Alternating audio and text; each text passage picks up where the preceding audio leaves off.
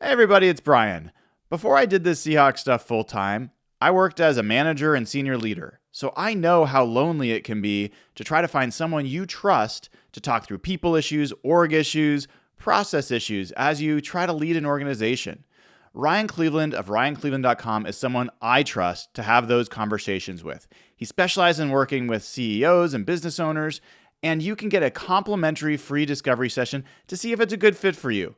Just go to RyanCleveland.com to sign up and start now.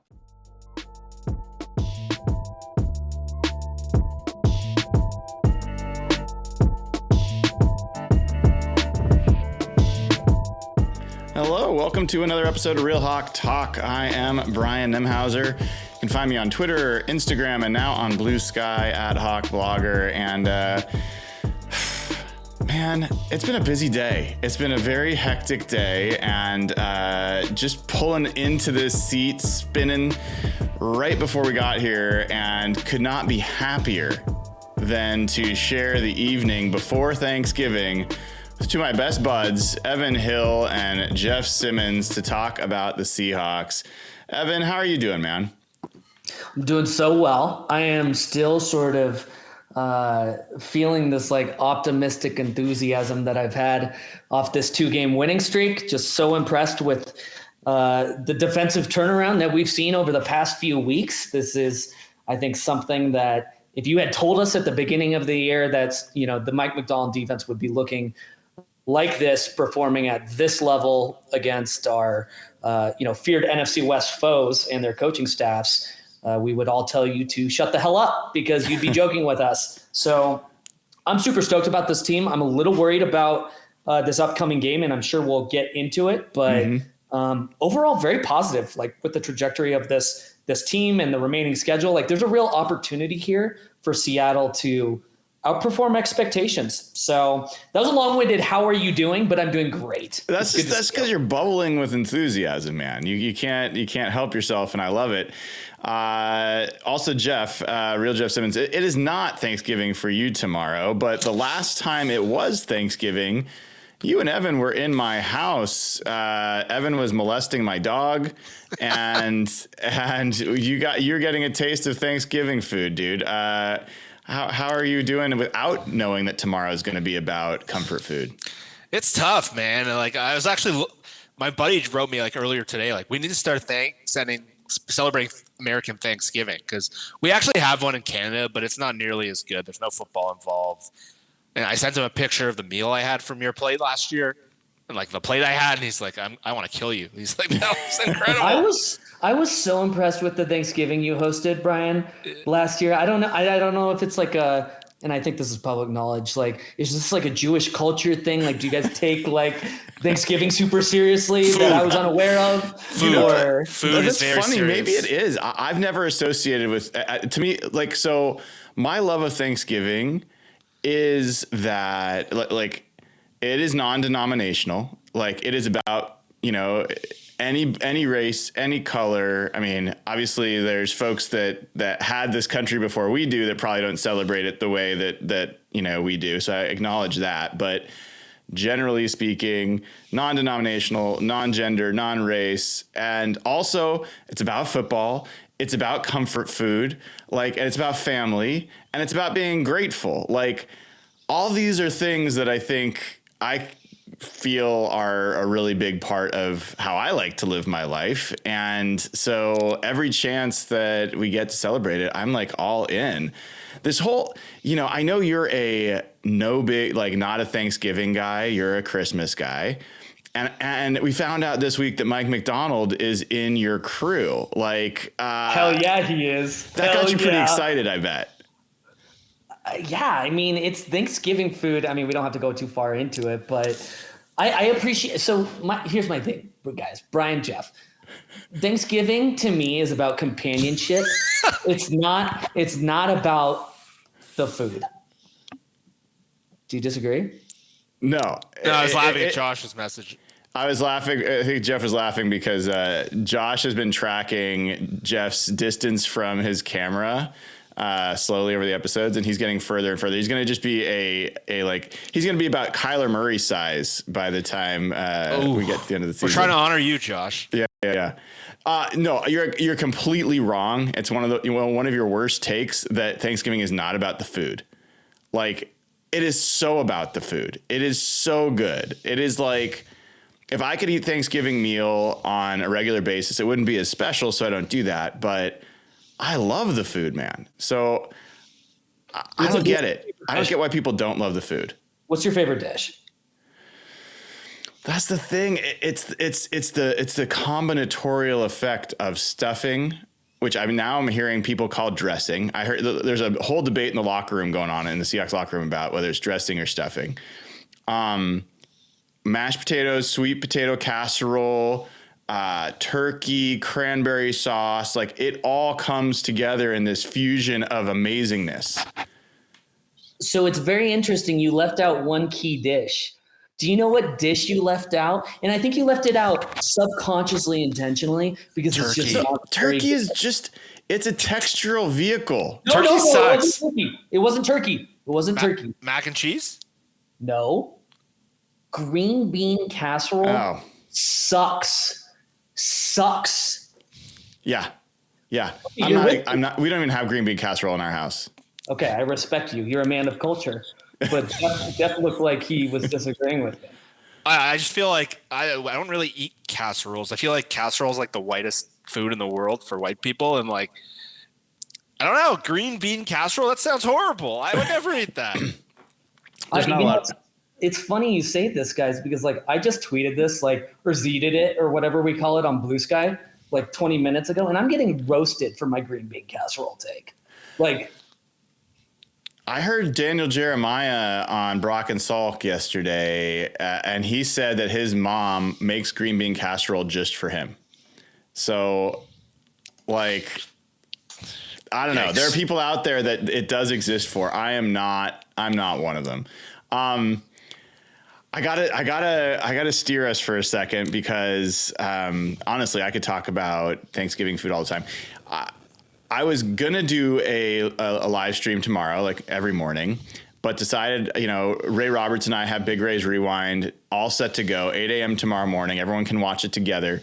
But people are like, Brian, please, can you live stream while you're cooking? And I got to admit, there's like part of me that's thinking about doing that and just having my little cam set up and talking to people as I make Thanksgiving food tomorrow. So we'll see. Would Rachel be cool with that? She'll probably be sleeping for all I know. Like, okay.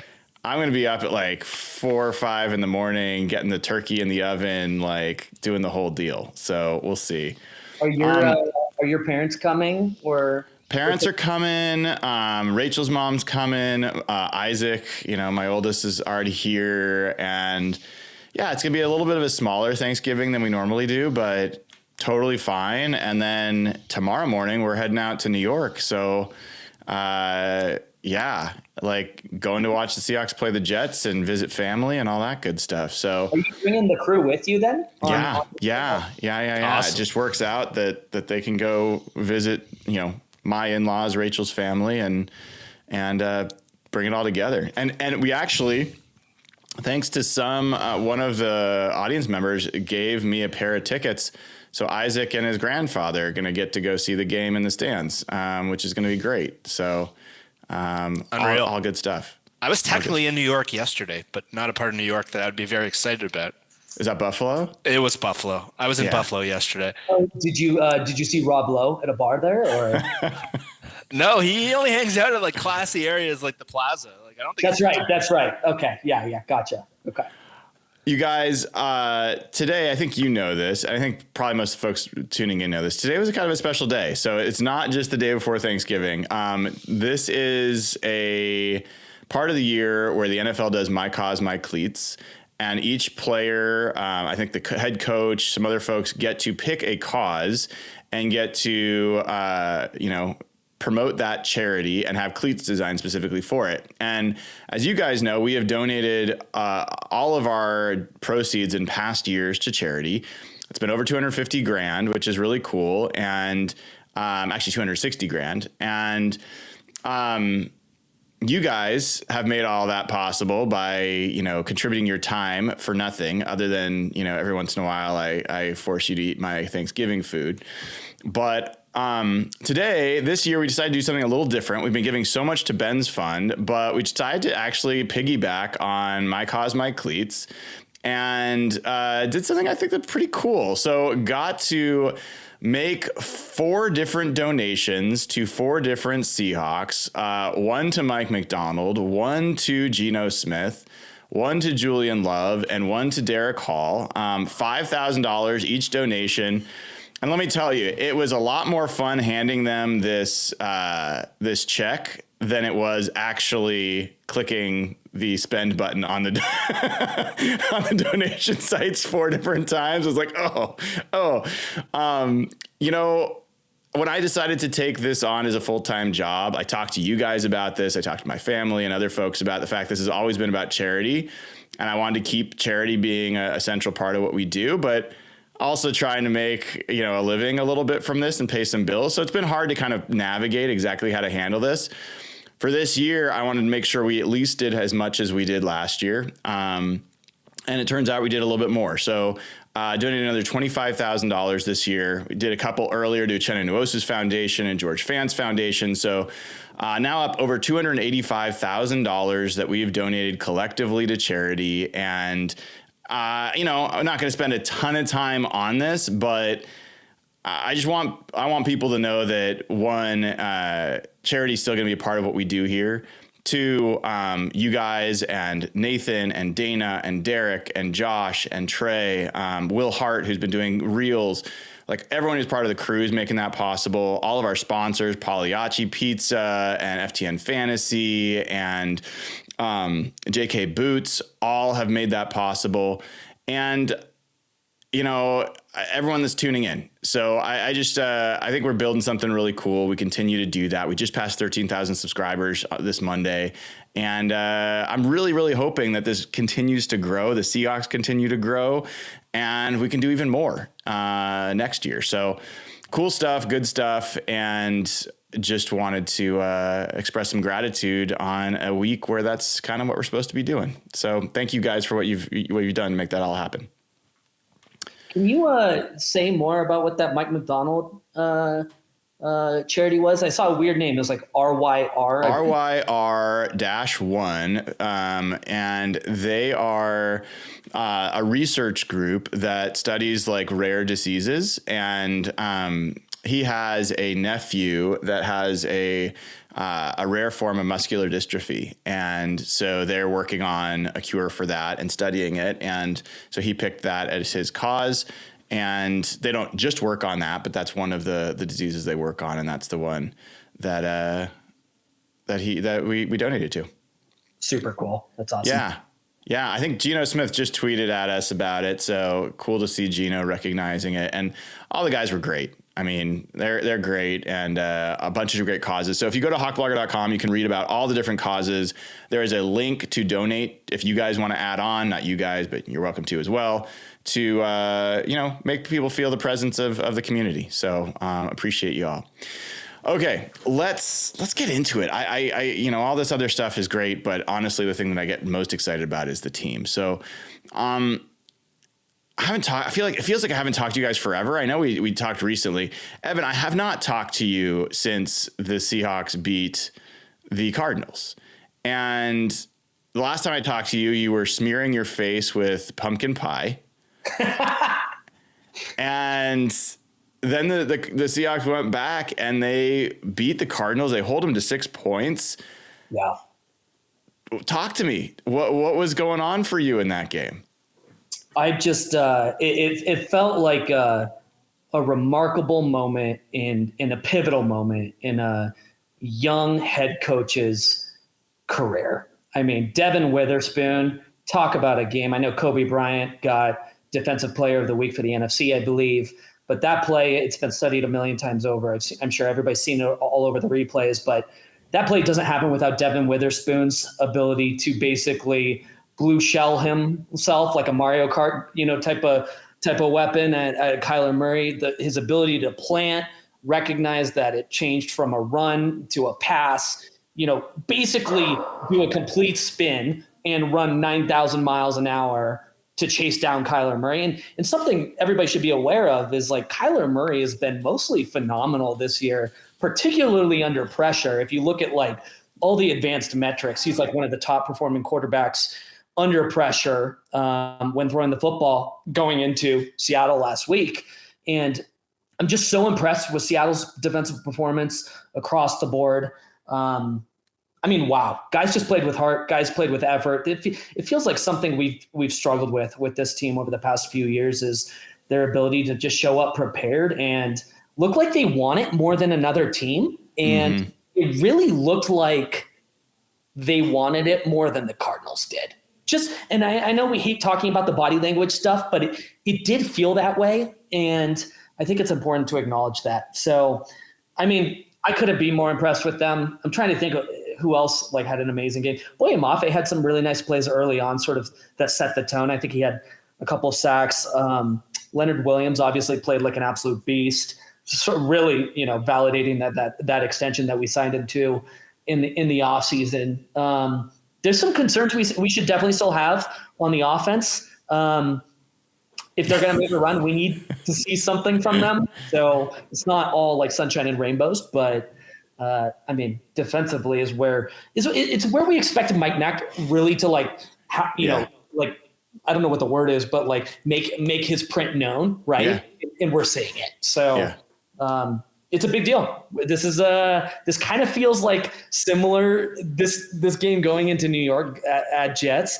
It feels a little similar to it feels like the Giants game in like, I'm worried that it could be a trap game. And I have some reasons besides just vibes that I'll pull up and share with you guys in a little bit, but it's a big week for this team because they, if they can go to 7-5,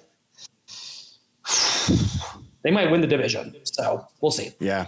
We'll definitely get into the Jets game in a little bit. Jeff, it wouldn't be real Hawk Talk if we didn't complain. Like that's part of our brand. And I know that as excited as we all are about the way the Seahawks played on defense and about Kobe Bryant, getting that pick six, I think you've got a bone to pick with the decision that he was the defensive player of the week. That was completely absurd. Like, no offense to Kobe Bryant. Like I've been saying on the last couple of shows how impressed I've been with you, but dude was just standing there. The ball came right to him, and he ran in a straight line. Kobe played a good game, but there's no way he should have been Defensive Player of the Year. The week. Evan just pointed out, like Witherspoon basically makes the whole play. Like what Witherspoon did was freakish, and like basically everyone who follows film. So you could have made the case maybe for him, but like Leonard Williams, guys, like we talked about that, and it wasn't just like Seahawks fans being.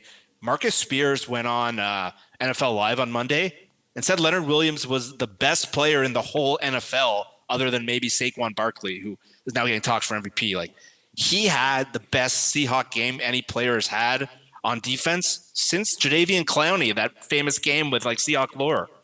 Leonard Williams was insane. Like. First of all, PFF, you are out of your freaking minds. If I know it's like, he got an 88. If that guy's not in the high 90s, I don't know what possibly could. Marcus Spears said he was the best player in the whole league. And it wasn't like you have to watch the film to see this guy. Like the dude, like what could he possibly need to do to get a 90? So Leonard Williams was, in my view, one of the two best players I saw in the whole league last week. If that's not a 90, and if that's not Defensive Player of the Week, and Kobe Bryant, it's kind of like when Malcolm Smith won Super Bowl MVP and like clearly should have been Chancellor or Cliff Averill. Mm-hmm. But like, come on, NFL, like, are you that simple minded? How did Ernest Jones grade? He had a good grade. Devin Witherspoon got a 64.8. He made like the single greatest play I've seen in like 3 months from the Seahawks. Jeff is PFF triggered. It is like I'm out. The funny thing is, like, I get a lot of PFF guilt by association because I'll talk about it. It doesn't trigger me that much. Like I just don't care. But I do find it useful. I find it useful relative, like directionally. But Like, I just don't care. I mean, You're smarter than I am. it's not an IQ test, but like Leonard Williams was the highest graded Seahawk. He had like a near 90 grade. 95. Whatever. Like, I just don't care. Like, he was good. If he had got a bad grade, that would have been fraudulent. Witherspoon, who knows? Like, there's a lot of plays that really flashed. I don't know. Like, I just, all I care about, guys, in these moments, I just don't give a shit about that stuff. I care about the team I'm watching and how they're showing up. And that was a friggin' amazing performance. Like, I've watched it multiple times since. The grit, the dominance, like more than I care about PFF grades, and I'm not dishing on you, Jeff, but like any of that stuff. You probably should. Yeah. Ray Roberts was telling me that the who's the guy that calls the Cardinals games? Wolfley, right? Yeah, Ron Wolfley. Ron Wolfley. So he was saying at halftime, he was talking to Ray Roberts and Dave Wyman, and he's like, there has not been a team that's manhandled our offensive line the way you guys are. Like, this has not happened all year. I don't know how you guys are doing this. And when's the last time that anybody talked about the Seahawks defensive line in that way ever? Like, it's been so long. And so, like, I know what my eyes are telling me. The defense is playing fantastic. And so that I'm just super excited about. It is easy to cheer for. It was nice to be there at a game where it felt like it mattered if the fans were loud, and the fans did get loud, and my ears were ringing for the first time all year, and my throat was scratchy. Like, that's what Seahawks football is supposed to be, right? So that's what I care about. Brian, I think that's a good call out, though. I know you were at the game. Jeff, you could tell me if you disagree or not, but it felt like the fan environment felt very hostile for the first time in a very long time, particularly on defense, at least through the TV. Like, you could hear and sort of feel the noise and the impact it was having on the Cardinals offense. And I feel like it's been a very long time since it was getting me off the couch screaming, like, voice dead. Like, it's been a while since that's happened. It's anecdotal, but I do think it's a good call out. I mean, it helps when you start off with 2 sacks on the first series, and like, it was good stuff. It was good stuff. But there's news. We should fill people in that haven't been following closely. There's a fair amount of Seahawks news that came out today and over the last couple of days. Anthony Bradford, who is Evan's favorite player, he's got his jersey and follows everything that happens to him. I've got bad news for you, Evan. He is on IR. Oh, no. He should really heal up. I'm like really concerned about his health. And hey, now you are concerned about his health. I want him to be fully healthy, and I think he should take a very cautious, sustained approach to his recovery. And if that means a couple of years off from football, so I want him to prioritize his health. You realize I'm going to be in the locker room with this guy, and he's going to snap me in half when he realizes that I've agreed to have you on my show. I have nothing but wants for Anthony Bradford to be fully healthy as soon as possible. At the same time, it is big news. It is big news for the Seahawks. He has been struggling at right guard. And the other big news was that Mike McDonald, when one of the Seattle media folks said, so are you excited about Christian Haynes getting a chance to know that he's going to start this week and get a full week of practice? And Mike McDonald was like, well, it might not be him. Satawa Lamea is a guy we're excited about. And today he reaffirmed that there's a competition between Lamea and Christian Haynes at right guard.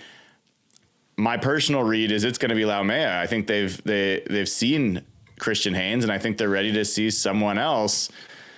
Jeff, I mean, what do you think? I think Mike McDonald likes Christian Haynes as much as Evan likes green bean casserole. And so any chance he's had to like praise Christian Haynes or like give him the chance, he's gone with every other possible direction. It's like Anthony Bradford's the starter now. Our right guard situation, it is what it is. Okay, Haynes played okay the other day. He whiffed a couple times. All right, maybe he'll start this week. oh, actually the 6th round guard who hasn't played at all. Yeah, I think he's getting in the competition. So I'm with you. Like, I get the feeling that, like, that comment from Ryan Grubb about his functional strength, his core strength, I think that really is the issue for him right now. And I think you made this point, Brian, the other day online, but I think we're going to need to see a full offseason from him where he's going to need to focus on his core strength. And again, it's so easy for us to call a guy a bust. Like, if you listen to us talk about Derek Hall last year and what he's become in year 2, I don't know if that's going to happen for Haynes. But like, if we're just focusing on this next 4-week stretch, yeah, it's hard to imagine McDonald all of a sudden be like, Christian Haynes is my guy. It's like this thing was just put on a platter for him. Like, okay, like, make Christian Haynes a starter for now. Like, see if you have anything, and you pull someone else into the competition. So it's not McLennan Curtis. I don't know if is he still on the practice squad? He is, I think, as far as I know. I don't know. It's hard not to think like, okay, it's going to be someone else. Yeah, I mean, I guess I'm like the typical fan in that regard of like, when you've seen something and it's not good enough, I'd rather see someone else and just see how it goes. I mean, worst case scenario, if Lamea is not playing well, Christian Haynes is going to be active. He'll be there and available. Then you can plug him in.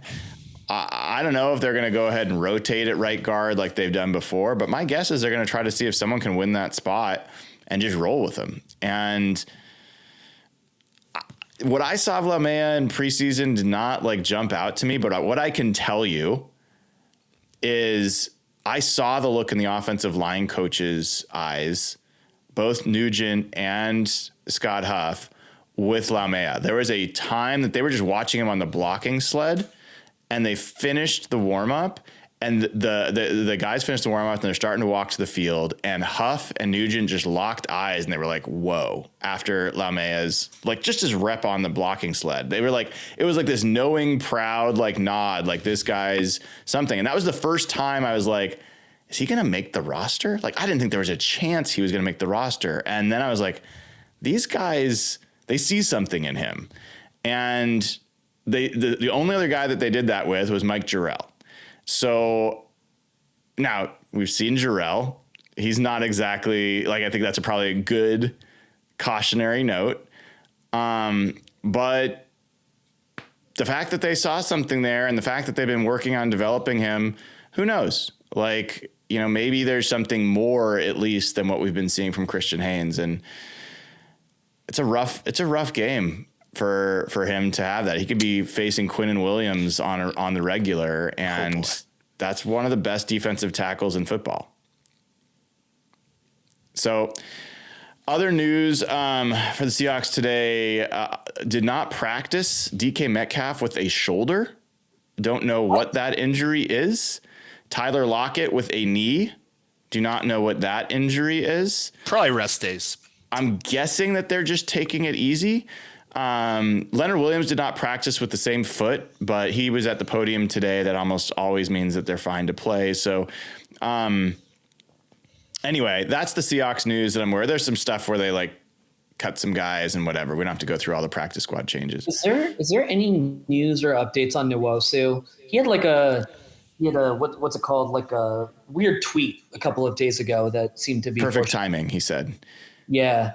Yeah, so that's good point. He and Stone Forsythe were they're taken off of IR, or at least their 21-day practice window open today. They both practiced.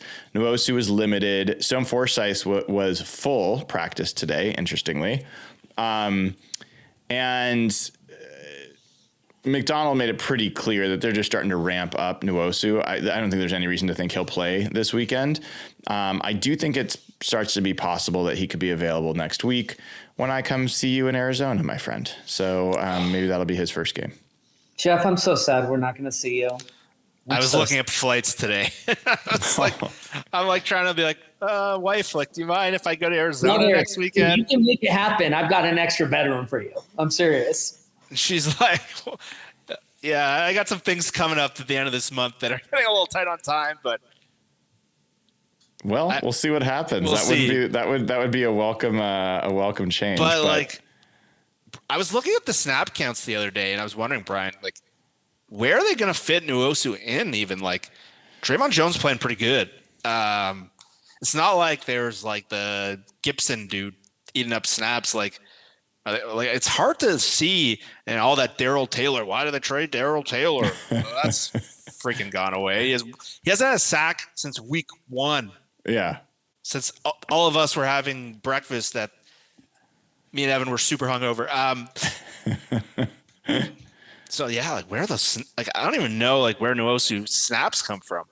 Well, I don't know. I was talking about this with Bob Condata and Brady the other day as well, because I think that, I mean, the assumption is they're just going to steal some of Hall and Maffei's snaps, and Jones. They'll just get fewer snaps. They'll stay fresher. They don't have any more bye weeks, keep guys rotating as much as possible and staying fresh. And, interesting thing there is, you remember the storyline last year that the reason the run defense fell off a cliff is because Uchenna Nwosu got hurt? You remember that? Like all the splits between when he played versus when he didn't.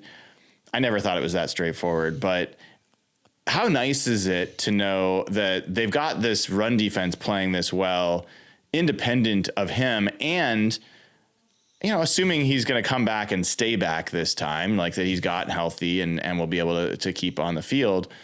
Adding a player like that was one of your better pass rushers and maybe your best edge run defender, good time. It's a good time for him to come back, and I'm really interested how he'll blend. Just like Rayshawn Jenkins came back, he didn't get his starting job, but he played a damn good game against Arizona. Like he was a good addition. I certainly would rather have him out there than Ty Okada. Not that Ty Okada is bad, but Rayshawn Jenkins is a big upgrade. So, yeah, I don't know. I had the same question, Jeff. Like, there's not a lot of snaps there for sure. Yeah, I was watching like the all access video from the team from like game the other day. Nwosu just has this like vibe about him, like I'm a badass, and like he was on the sidelines, just like he just has this like kind of aura about him that like Maffei and Hall, they're young guys, they're kind of happy, they don't really have yet. So like putting that into like this pretty badass defense, like. It's exciting, man. They can use those kind of alpha dogs. That's such a great call out, because when I asked earlier this year, I was interviewing the guys in training camp about who like the leaders were. To a man, Uchenna was always someone they named. And you think about like kind of the dog mentality that he brought on the field and the edge that he played with. Man, it'd be fun to see him really come back and just add. He doesn't have to carry; he just has to add, and that would be a lot of fun to see. We've got some super chats here. Let's get these knocked out. And we'll do some Patreon questions here in a second. Nate Dwyer with a nice super chat says, "Hawk Blogger gives big to community. Well done, best crew in the biz. Appreciate you guys." Well, Nate, thank you for the super chat and thank you for being a member of the channel. You are helping to make all this possible. Smokehawk, good to see you. He's been a member for 4 months. He says, Thanksgiving is about family, football, and food. 100%. And why would you not love that? Such a great day. Video Game Sports says, anyone else that want to see Laumea at right guard while Bradford is out? I just want to see what happens and if he's a better option for us than Haynes. I think we are with you on that, Video Game. Thanks for the super chat. Rick R's back to his old tricks with 5 Hawk Blogger memberships that he's gifted. Thank you so much for doing that, Rick. And thanks for your generosity throughout. He also gives $12. Nice little 12 tribute there from Rick. So thank you for all that. Mr. Puppy also gives 10 Hawk Blogger memberships. Thank you, Mr. Puppy. If you get one of these free memberships from Rick or Mr. Puppy, consider giving one. We kind of try to pay it forward here, not only with you guys, but obviously with the charitable stuff that we do. And then last super chat we got is for all 3 of you, what are your favorite Thanksgiving Day dishes and what are your least favorites? So we know green bean casserole is a least favorite for Evan. I think, Jeff, it's going to be kind of tough as a Canadian. You're welcome to participate. I would say my favorite Thanksgiving dish is sweet potato casserole, like with pecan crumble on top. Like that's my go-to. So that's my favorite. My least favorite, I don't even make any of my least favorites. So, there's not a lot of veggies going on in the Hawk Blogger household for Thanksgiving. So I don't know. Green bean casserole would be up there. I'll give you my favorite. Okay. I am a dirty slut for mac and cheese. That was going to be my answer. I love mac and cheese. There's never a bad time for mac and cheese. Oh my God. I feel like it's kind of hard to mess up mac and cheese too. Like it's just a staple for me. So that's my answer. Jeff, you were going to say the same? Yeah, mac and cheese. Like, I'm obviously not the Thanksgiving gurus you guys are, but anytime I get a meal like that, mac and cheese in there. My least favorite is turkey. I think turkey sucks. I get why it works with all like Brian described it before, but like if I was doing Thanksgiving, like I moved to the States or something like that, I'd want like ribs or something, like or wings. Dude, like, thank you, Jeff. I hosted a Friendsgiving like a week and a half ago. Friendsgiving? Yeah, they do that here. That's awesome.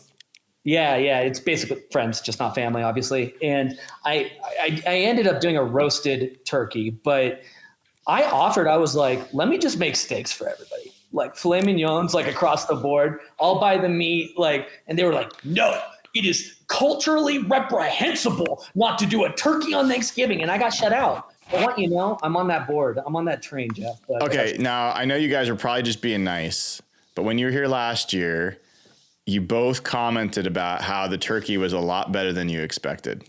It was. I am going to validate you, unfortunately. I have become a convert to brined turkeys, not Brian's turkey, but BRINE. It's you want a moist turkey, it's a good way to go. All right, let's get to some Patreon questions, and then let's talk about this Jets game, because I really do want to talk about this Jets game. I've got a lot of thoughts and anxieties, and I want to hear from you guys. First question goes to Evan. Comes from Amy Holmes. She says, Big Cat mentioned that there was a, quote, leadership group that got together and started to get things back on track. He doesn't want to say who those players are since no one wears a C on their jersey. Obviously, these guys are getting it done, but it seems to fly in the face of the weekly captain thing. Makes it seem like no one takes the weekly captains as more than honorary. What are your thoughts? This is the hardest question because I feel like this is something I've struggled with this team is it doesn't feel like there's any really outspoken personality types that I can point to and be like, oh, absolutely this guy. Big Cat is definitely, I think, probably in that group if it's not assumed already.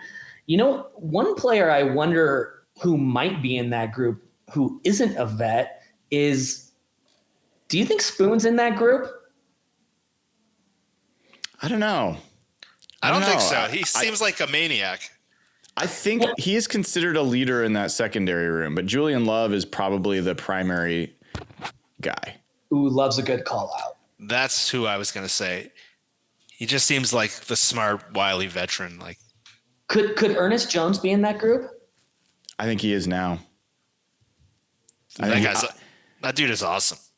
I think he is an underrated leadership additive part of this team. Like, not just what he's doing on the field, but I mean, this guy's Bobby Wagner certified. Like, and if you got Bobby's stamp of approval, if you got Aaron Donald's seal of approval, did you hear Sean McVay kind of walk back like their decision to let Ernest Jones go? Like the initial one? Yeah. Yeah, and no, like this week he said something? A couple weeks ago. This is when the trade was made. Like a little bit after it, he was just something along the lines of, you know, you try to make the best decisions you can. They're not all going to work out. And, you know, it's hard to find people that play that position really well. And Ernest plays that position really well. Like, it was not an admission that they made a mistake, but it was kind of like, yeah, that didn't help. Yeah. And then there's one other guy being called out in the chat that I think is 100% correct. Your favorite boy, Jaron Reed, Brian. Mm-hmm. He's somebody who's like vocalized accountability. You saw, you know, what he did with Derek Hall, sort of like seemingly calming him down a few games ago. I think that was the Rams or game. winding him up. Yeah. Yeah, one of the two. Regardless. You know what name I didn't hear you say? Quentin Jefferson. It's because he's not a Seahawk. Yeah, because he's not good Why enough, not? dude. He's not good enough. Well, if I was the general manager, he would be a Seahawk. Okay. So You know who else is in that group? Jason Myers. He pulled the group together. And he said, Yeah, "Gonna be lucky to pass." for my money, this is Jason Myers' best year with the Seahawks. By the way that I assess a kicker, this has been his best year. When they've needed him, he's come through. And like that has not been his MO. I know he has these odd even years where he makes and doesn't make. For my issue with Jason Myers so long has been that when you really needed him is when he just would disappear. And this year it's been the opposite. I mean, I think against the 49ers, that was like one of his best performances, a 57 yarder, 58 yarder, 53, like in two, just, that was huge. They don't win that game without him. 100%. So jokes aside, I gotta give him some love. Agreed. They need to extend him. God damn it. All right, Jeff. Jeff, this is from Sam Brown. Confidence level in Christian Haynes going forward. Confidence level in Scott Huff going forward. Going forward this year or going forward in general? Your interpretation is open. Haynes, I'd put it a 4. Have not obviously been impressed with what I've seen. But again, I think it's kind of an incomplete grade. I think he's going to need an offseason for us to have that evaluation. Disappointed, though, because he was a 6th-year senior, was supposed to be pro-ready. That was kind of the deal with him. Why he slipped a little bit was his age, and you figured he'd be a little more pro-ready. Jim Mora talked about that, and then we hear that he's not pro-ready. So 4, I think, is fair. Some would probably be even less. Scott Huff, I don't really know. It's hard to say. Like they haven't. I'm going to say incomplete. I don't know. They haven't had a lot of developmental opportunities. The right tackle thing blew up in their face. The center retires. I don't think the guards are frankly very good. So I'm going to say incomplete. I don't know if he's good or not. I would be a lot. I mean, I'm generally very positive about Huff and want to give him time. If I wanted to make a case against Huff, it would be that I think that, like Laumea, for example, I think they drafted him because of Huff. Huff had recruited him. He knew him well. I think he had a lot to say about that pick. If that turns out to be a good pick, then you got to give Scott Huff a lot of credit. That would be a really good sign because, when I've talked to him, that was a guy that he called out, having some history with. And I don't know, if Christian Haynes doesn't turn out to be good, it feels like Jim Mora's revenge. Like, he managed to talk the Seahawks into taking a guy that he probably called a dirtbag. And now, the Seahawks get him, but we'll see. We got 2 more questions. One from Amani Waddell. This is for the panel, for all of us. If the Seahawks are truly going to continue to trend toward the playoffs and a potential division title, oh my God, what are the areas of improvement that must be resolved before you're confident in that outcome? Evan, you first. We need to see better game plans from Ryan Grubb. What does that mean? Everything from like play action, bootlegs, it feels like there's too many games we come into a game where Ryan Grubb just has like zero preparedness or expectations for how to pivot once he gets punched in the mouth. Like the guards get beat up, they get destroyed, and we, for some reason, can't figure out how to game plan around it. It feels like this is something we've been struggling around all year. And there's got to be a way to get around it. So I don't know, more play action, something has to change. Jeff? I think that would be my number one point. A lot of college guys, when they come to the pros in different spots, there's a big difference in game planning.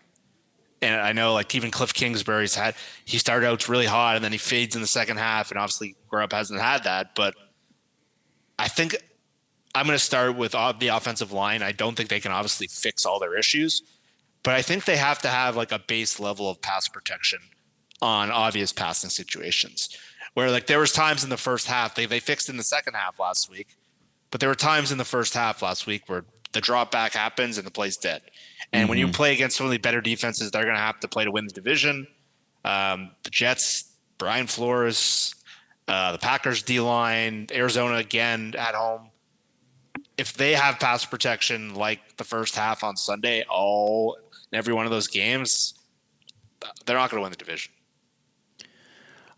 I'll say this. The number one thing that this team can do to give me confidence is not improve something. It is to sustain the defense. Like, I think that playing this level of defense is going to be the key to this team being in contention, not just this year, but in future years. And I think it's people getting this comfort zone of like, oh, they've done it 3 straight games. It's always going to be that way. That's not how it works in the NFL. So if you really want to be an elite defense, you do it every week. And so for me, that's the number one thing, is that they're able to sustain this level of play, ideally add some takeaways, some more turnovers to the mix, because here's the thing. Everyone's focused on the offense. I tweeted this out this morning, guys. The Seahawks are dead last in the NFL in average starting field position, 27-yard line, dead last. And part of that is the punt return game. D. Williams has been really bad this year. But part of it is that the defense is not giving the offense good field position almost ever, whether it's a takeaway or holding teams back. And so, like, part of the reason offenses do well is sometimes once in a while you have a 30-yard drive or a 10-yard drive for points. And, like, they don't have that luxury on this team. It's all extended drives to get points, and that's just no way to live. So I still think the defense is the most important part. As far as improvement goes, I mean, you've got to be able to rush for 90 to 100 yards a game, like just at subsistence living, like just like the minimum. And they're like a 60 to 80 yard team right now. So like they've got to find a way to do that. And here's the thing I'll just throw out as well. Everyone's crapping on the offense, as they should, because it's been really bad. But what a good offense has is some staples that they just return to. Like the 2005 Seahawks, like there was like 3 or 4 plays. They just did it all the time. But no one could stop it because, and they mixed it and they picked the times to do it because they were just really good at it. The tunnel screen that they do to JSN, I don't want that to be every time, but they've found something that's helpful in certain situations. Cool. That's one on the shelf. They've found some other things that sometimes seem close to that. They need a few more. I think they need like 5 plays that they can repeat from week to week that they're good at. And then I think they'll be a functional offense. And I think that combined with this defense, I don't care whether, I mean, I do. I don't care really if they win playoff games. If they do those things, hell yes, off season, let's go. Like this is going to be a really interesting team next year. But that's the job for the rest of the year, is figure out those 5 plays that you can repeat and be functional with. So one of those 5 plays is not more Charbonnet carries? I asked if Kenny McIntosh is pushing Zach Charbonnet at all, and they said no. And in Charbonnet's defense, it wasn't exciting, but it was his best game of the year. He had the most impact in the game against the Cardinals that he's had at all year long, right? You don't want to admit it, but it's true.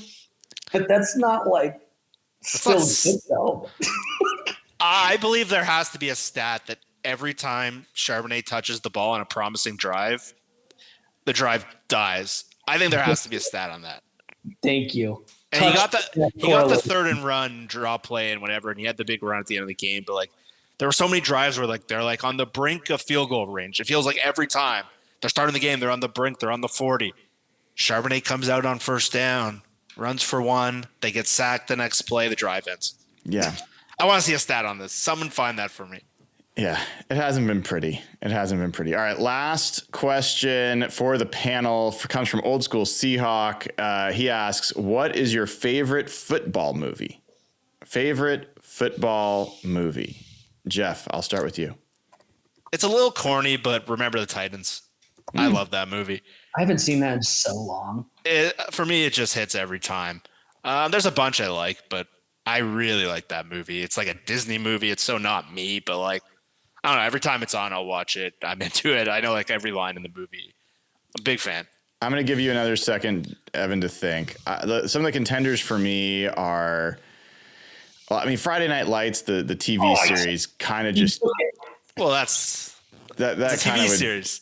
that would be my top. But I think Rudy's probably up there. I like the Adam Sandler Longest Yard. I enjoyed that movie. So that makes do me I. laugh. Yeah, so I'll say that. Have you guys seen Jerry Maguire? Yeah. Yeah, good one, dude. That's a It's a good football movie.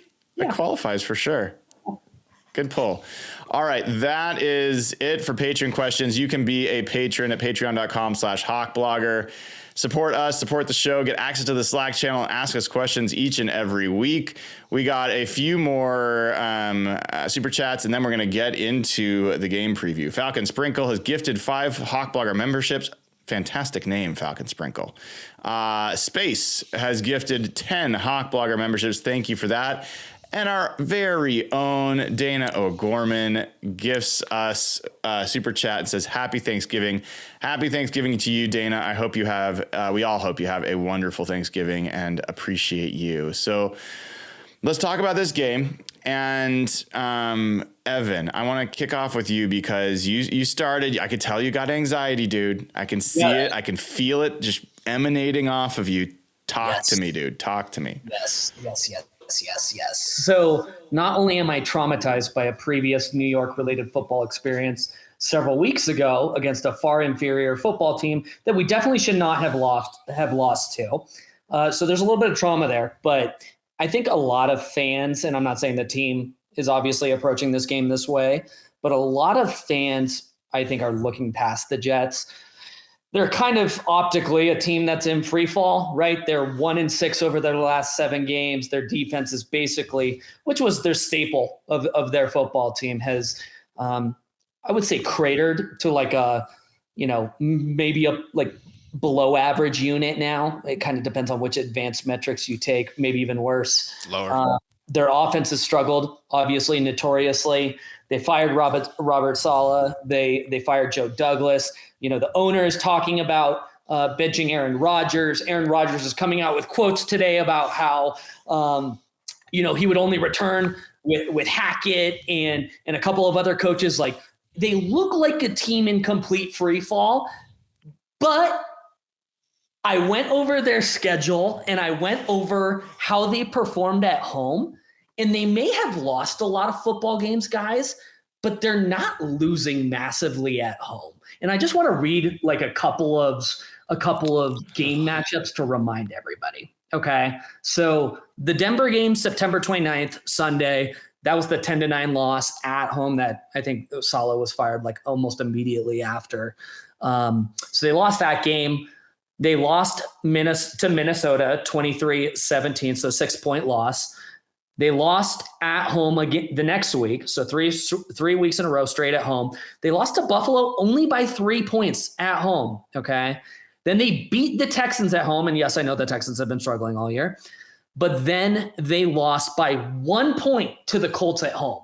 So this is a team, all that you've seen them get blown out. It's all away games, and I'm not saying they're going to beat the Seahawks on Sunday. In fact, I'm going to predict the opposite, but I just want to say this. They've performed really well at home.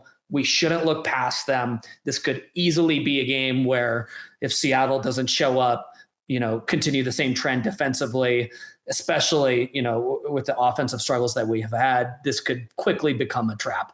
But the good news is this is a team that's performed really well, the Seattle Seahawks, in away games, right? So that matchup, it seems like one of those is going to falter. And hopefully Gino has this game, circled on the schedule from the beginning of the season just due to his history with the New York Jets. So several contributing factors at play, but I just want to make sure we don't look past this optically, and I know this group won't. So You're on mute, buddy. I was like, am I on mute? No, Brian, it's a rare mute. I actually was unmuted and then muted myself somehow. So that was smart. So Jeff, I think that was all well said by Evan, which is rare, but I want to give him credit because he got that all off. But Geno Smith, first game back to play the Jets on the road. And I know today he was like, it's nothing. It's just another game. Leonard Williams, who used to be on the Jets, I buy it more with Leonard Williams. It's been a long time, and he's played he's really moved on without, I think, a lot of bad blood along the way. Something in that for Geno. I think the fact the Seahawks are 3-1 on the road, the fact that they are 2-0 in 10 a.m. games so far, those are some encouraging signs. How do you feel about this game? Because you watch more NFL than most guys I know. You know where the Jets are. You don't just look at the names on the roster. What do you think about this team in this game? Every reason logically should say the Jets are in that Cabo mode. Their GM got fired. The coach has been fired for a month now, and they haven't played well under the interim guy. Their defense, which has been the staple of their team, has fallen apart. This game worries me. I hate games like this. I said this to you on the Saturday before the Giants game, even though I thought they'd roll the Giants. It's one of those games where if they win, we learn very little about them, and if we lose, it's kind of embarrassing. But the thing that worries me is there's just some matchups team-wise that really favor towards the Jets. And we talked about it before, the Seahawks guards against Quinnen Williams. And if the Seahawks can't get anything going offensively, it's a very hard game to win. But the thing with the Jets is that they're also banged up. Breece Hall didn't practice today. Tyron Smith is hurt. They have Olufushanu a little bit. He's been playing right tackle. But so I guess the reports came out last week that they're going to bench Rodgers. They're going to cut him. And now that they're saying out of New York, he's healthier than ever. So it's a weird vibe right now because they know the owner is a complete nightmare over there. They know they're bringing in a new coach, a new GM, a new quarterback next year. So they have very little to play for at this point. It's they got to win the coach's job. It's like a supply teacher for them. But there's just some players on that team that scare me. And the matchup with Quinnen versus those guards, it's bringing back Dexter Lawrence vibes. I'm terrified. Yeah, I admit it. I've watched the Jets from afar this season, and I watched them play the 49ers, and you and I, we all talked about that game. We had high hopes that maybe the Jets would come in and do us a favor week one. They looked like ass. I was like, this is supposed to be the top defense in the NFL. They are soft. They do not have the guys in the middle to stop the run. Aaron Rodgers is cooked. He cannot move anymore. His arm's not that good anymore. And I think we were right. That was the right take because that's how things have played out for the Jets this year. And then you see 3-8 and you're like, yeah, this isn't that, it's not that good of a team. But as you dig into it, I don't like this matchup for the Seahawks. I don't like, everyone's like, Sauce Gardner's trash. Sauce Gardner's not trash. I do not believe, I've watched him. I watched the last game against the Colts. I saw Josh Downs run away from him. No, it wasn't. It was Adonai Mitchell running away from him for almost a touchdown. I've seen it, so I understand why he's not playing as well. But the last time Sauce Gardner faced DK Metcalf, do you guys know how many yards DK Metcalf had? It was bad. It was 4 yards, wasn't it? It's 1 catch for 3 yards. Yeah. Oh my gosh. That was 2 years ago. And Geno Smith was playing well back then. The offensive line was a little bit better back in 2 years ago. Geno threw for 180 yards. The top receiver was Noah Fant with 40 yards. And Ken Walker had 133 yards rushing. So there's that. Do you see a 133-yard game coming for Kenneth Walker? I don't know if I do. Nope. So DJ Reed's still DJ Reed. Michael Carter's still Michael Carter. They might be getting CJ Mosley back. We'll see. Quinnen Williams is him. They've got Hassan Reddick and Will McDonald on the edges. I think 2 quality edge players. And so to me, it's can the offense score 20 points in this game? Do you think the offense can score 20 points in this game? If you tell me the Seahawks offense is going to score 20, I will tell you that they're going to win. But that's the big question I've got because I'm not sure I see the Seahawks offense we've seen the last few weeks. They're not scoring 20 in this game. That's my concern. Tell me I'm wrong. That's the thing. If those corners lock up DK and JSN, where's the offense go from there? It's pretty terrifying right now because they can't run block. Tyler Lockett looks like he's just on his last legs. No shot at him, but they don't have a lot of counterpunch if those two guys aren't going because the run game stinks right now. They don't play action the ball, and their best players are corners. But they just have had weird vibes all year, man. Like Brian, you made it a call in the first game. Like they didn't bring back that John Franklin Myers guy who was like big time, like core player. They lost like Al Woods. They lost a lot of meat in that defense, and like they're kind of like an NBA team where on paper they look really good, but it doesn't work. It's a lot of personality. They've played like they don't give a shit, especially since the coach got fired. But yeah, the matchup of the D line against our guards and the corners against our receivers, if those guys are on, I don't know where the offense goes, and that's kind of terrifying. Sorry. Oh, sorry. I couldn't hold it. Someone said something that made me really laugh in chat, and I've shared it with the guys, so I'm waiting for them to find what I sent them. But I'll keep talking while they look. So I want to get to predictions here. Because it's I think this is as big of a game as the Arizona game the next week. I know it's not division. I know it's not NFC. So I understand the playoff implications are different. But I agree with what Evan said earlier in this show, which is you win this one, I think you're in a pretty good spot. Then I think going back into Arizona will be tough. Not overlooking that at all. But, I liked the fact I asked Geno Smith today. I was like, hey, you guys have had 3 intense divisional games in a row.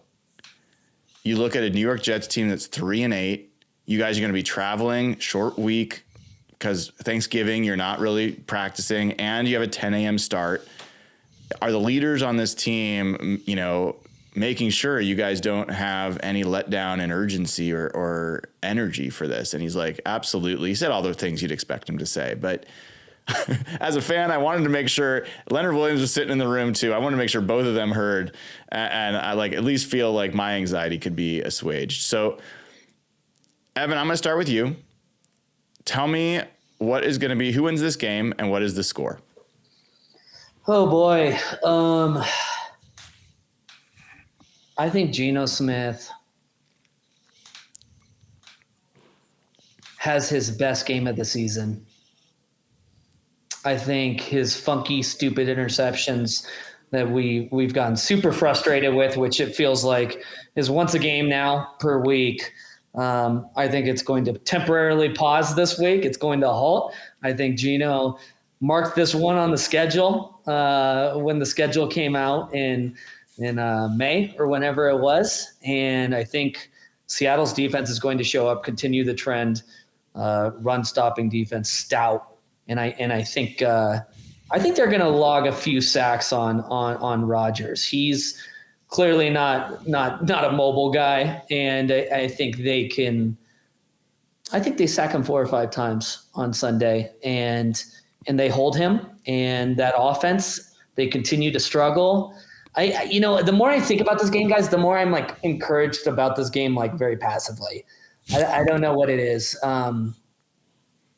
They're going to win this football game, and they might win this football game decisively. So I'm going to go over 20 points. I think they score. I think they score 26. I think they score 26 points. Yeah, and I think the Jets score. I think the Jets score 13. 26-13. All right, yeah. Jeff. I think this is going to be one of those games where we're pulling our hair out for 3 quarters. We're wondering what the hell's going on. And somewhere in the 4th quarter, Ken Walker's going to break a run. He was so close to breaking it last week with that freaking safety that shot out there. And then I think my dude Jackson Smith and Jigba is going to take over the 4th quarter with his buddy Garrett Wilson. I think he's been our best receiver the last 3 weeks pretty clearly.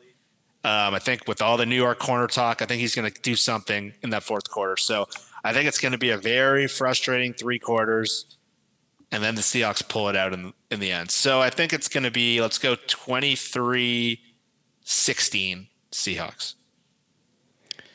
23-16 Seahawks. I got a super chat here we'll get to before I give my prediction. Justin the Mind. That's an interesting one. I've been a member for 3 months. Thank you. He says, Brian, seeing you holding the check with Gino today, some small part of me felt like I was there with Gino. Thanks for leading this community. That is very kind of you to say. And it was cool. Gino was great. Mike McDonald was great. Actually, I not from the crew, but I surprised Mike Mack with something as well.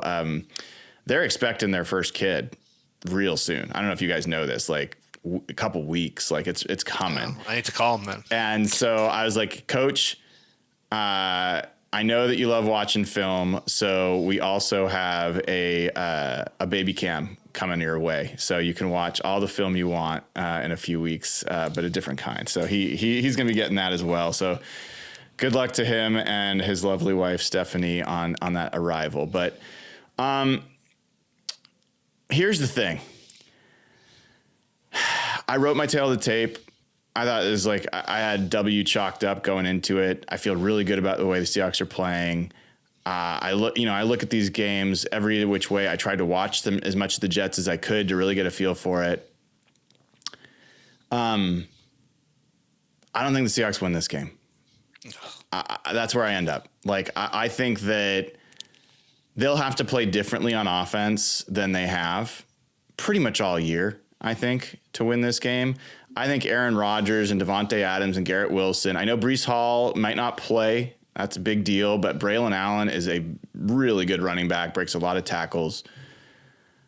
I think that all they have to do is just enough. They don't have to be great. But if they just get a little bit of their feel and they put up like 20, 21 points, I think it's going to be hard for the Seahawks to win this game. I think it's going to be hard for the corners, for the receivers to get space. And I just don't know that I've seen this running game do enough. And I just don't like the matchup. I don't like Quinnen Williams against the guards. I don't like the speed rushers against our tackles. And I would just be completely homering if I just ignored all my instincts and just said the Seahawks are going to win. So I hope that my streak is broken this week. But I'm picking the Jets to win this game, 20-17. So that's kind of where I see things. I would love to be there and watch Geno Smith just absolutely make me look foolish. That would be great. Wouldn't regret a thing. But that's where I am. I see the reaction. What are you guys thinking? I'm terrified that you're right. The Jets' last two games were pretty terrible, and they got smoked by the Cardinals, like 31-6, where they just didn't look like they could belong in the same field. Mm-hmm. And then they played the Colts, where Anthony Richardson has had like the worst efficiency numbers. And against them, Anthony Richardson looked incredible. So even in that game, the Colts have a weak secondary. Garrett Wilson had like 18 yards. Mm-hmm. So the Jets just have not played well. Aaron Rodgers has been banged up, so I think Evan's right. But yeah, again, there are some matchups that are horrifying, but I really hope they don't lose this game.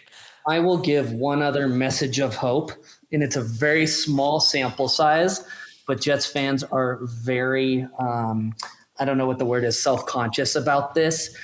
So the Jets coming off like any sort of like extended time to like really have, the space to prepare for another team, they always perform terribly. And this is actually something that goes back like several seasons for them, but it's particularly bad this year. So they're coming off a bye this week, to play the Seahawks. But if you look at their schedule, the 2 Thursday night games where they've both played late Sunday games the following week, they have performed terribly, like scored a total of 15 points across 2 weeks. One of those losses was to Arizona. They lost 31-6, and then the Broncos 10-9. So it's a very small data sample size. It's a little bit of a trend that they're very self-conscious about, but who knows? Well, and let me say this, like my prediction's predicated on 2 things happening. And if either of them don't happen, then I think that the Seahawks do win. But the 2 things I'm betting will happen is the Seahawks offense will not be meaningfully better. I don't think this is the matchup that makes sense for that to happen. And for folks that are listening, not watching, someone just wrote that the Jets are 1-9 in the last 5 years off of rest. So to Tevin's point. So one thing is that the Seahawks offense, I'm not predicting is going to be better. The other thing I'm predicting is that the Seahawks defense is going to have a little bit of a lull. Like I think that they're not going to be quite the same level of dominance. They'll allow a couple things to happen that they haven't allowed the last few weeks. And if that doesn't happen, if like I could absolutely see this being a 17-3 game or a 14-3 game, and if the defense plays the way they've played, they should dominate this. They should absolutely dominate this Jets offense. But I just have a feeling the Jets are going to be playing a little bit better on offense, and the Seahawks defense. It's hard to hold sustain that level of focus and energy. Especially when you're not playing a division game, and especially when you're traveling cross country. So like, I will be so impressed if they do, and I would love to see it, but that's kind of where that's coming from. Yeah. So Brian, you're going to be in a really apathetic stadium. I don't know if you, Yes. I don't know if you followed like any of the reporting coming out this week with Joe Douglas getting fired, and the stuff about Woody Johnson and his son. Basically, he's like a 17-year-old who's like making decision altering, like, Yeah.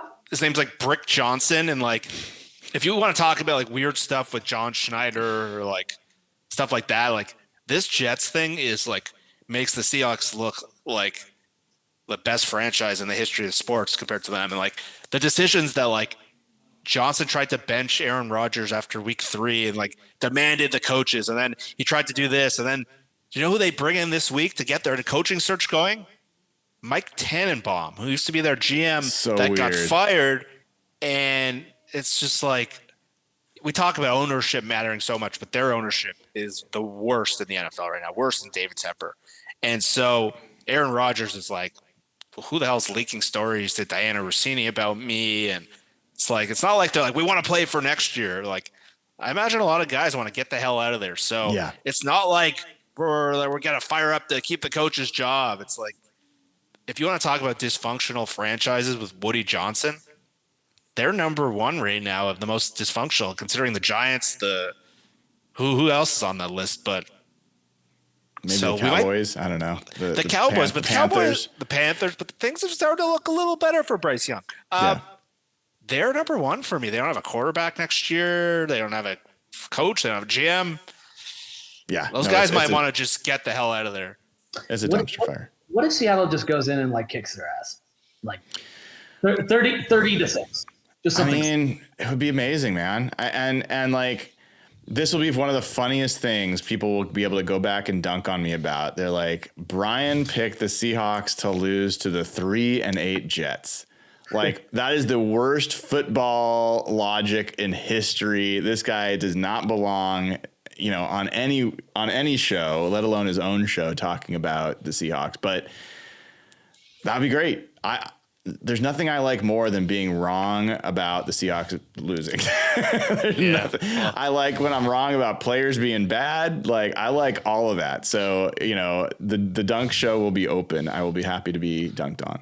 Well, and Vegas agrees with us. They're only 2-point favorites. It's not a very great feeling. Yeah. FTN's betting model has the Jets winning as well, which is interesting. Yeah, I thought that this is one of the things I hate is, like, I was annoyed when I saw that. I'm going to be annoyed if I see like Matt Calkins pick the Jets in the Seattle Times, even though I just picked them. So like, I realize the hypocrisy of it all, but that's what I did.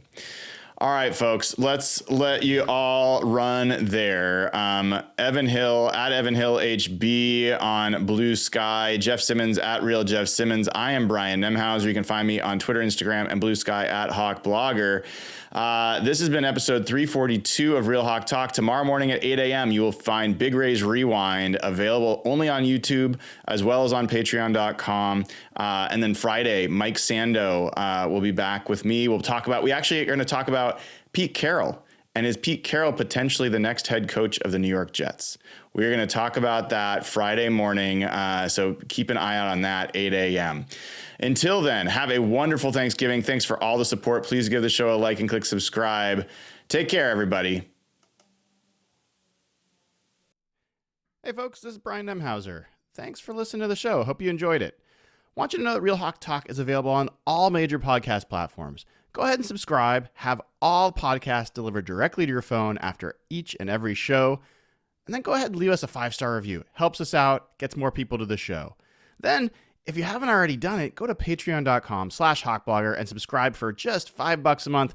Gets you immediate access to our Slack channel. Join hundreds of folks in that community to talk Seahawks about wins, losses, and all things in between. Not to mention, become eligible to win giveaways for Seahawks tickets and get to ask questions of the Real Hawk Talk crew every week on the show. Finally, if you haven't gone to hawkblogger.com recently, head on over. Tail the Tape morning after articles are there every week.